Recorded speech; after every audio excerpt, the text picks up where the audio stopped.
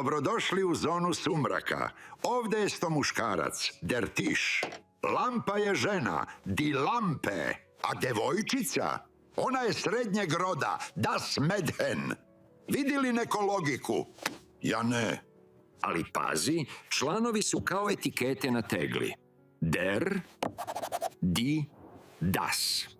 Bez etikete rečenica je gola. Ne znaš da li je unutra džem ili senf.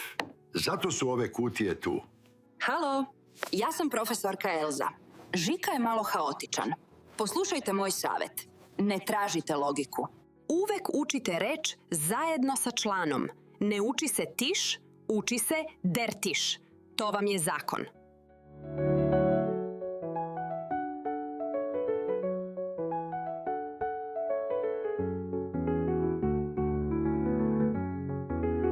Hvala, profesorka.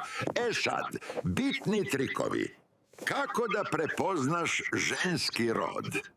Ako se imenica nomen završava na ove nastavke, 80% je žensko. Pauziraj video i dobro nauči ovu listu.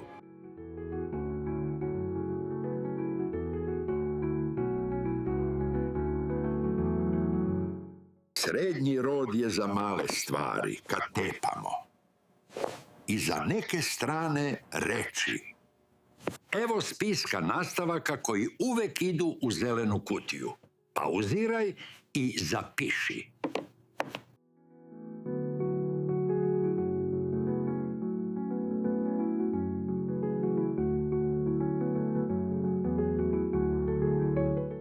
A muški rod, ako vidiš na kraju reči ling, or ili ismus, to je muško. Der Motor, der Kapitalismus. I pazi ovo, svi dani, meseci i godišnja doba su isto. Der. Pogledaj tabelu za plavu kutiju. I alkohol je muški rod. Der Wein, der Schnaps.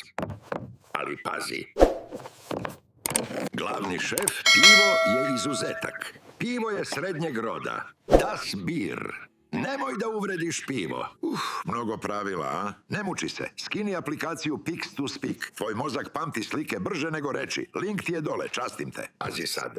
Hoćeš da kažeš imam jednu jabuku. Kod nas je jabuka ženskog roda, pa kažeš eine Apfel. Greška.